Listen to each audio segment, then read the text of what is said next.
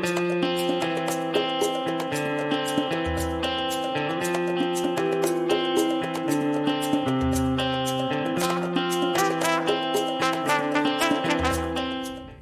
everyone, welcome to Curious Classroom Adventures. My name is Aletha Sheck, your host for Math Games today. Today we have a fraction math game for finding equivalent fractions, and we'll be using fraction strips as our tool to help us find those equivalencies.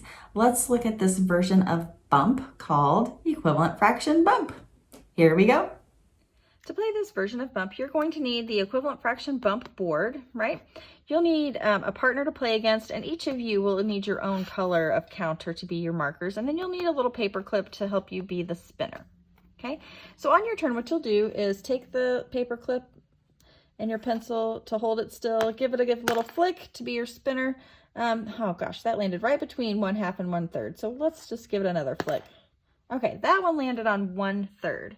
So what we're going to do is look on the board and find a fraction that is equivalent to 1/3. Well, I see 2/6 right here. I know that's equivalent to 1/3. So we're going to be blue. I'm going to cover that up. 2/6 is equivalent to 1/3. Okay, and then my partner will go.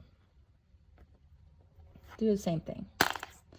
Okay, they landed on 3/4, right? I happen to know that 9/12 is equivalent to 3/4, so let's have them cover up 9/12. Okay, and then it's our turn again. Now the goal is to cover up the whole board. Oh, look, we landed on 3/4. That was what our partner just had. We have options now. We can either find another place on the board that's equivalent to 3/4, like right here. 12/16 is equivalent to 3/4. I could cover that up.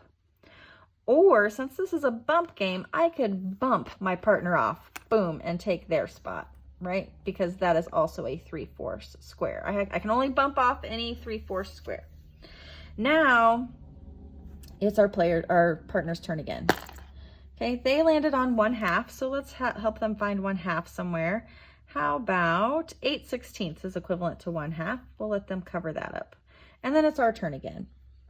Okay, I'm going to strategically land on something. Let's strategically land on 1/3. Now in the game, this would be cheating, but since I'm trying to show you how to play the game, we're not going to call it cheating.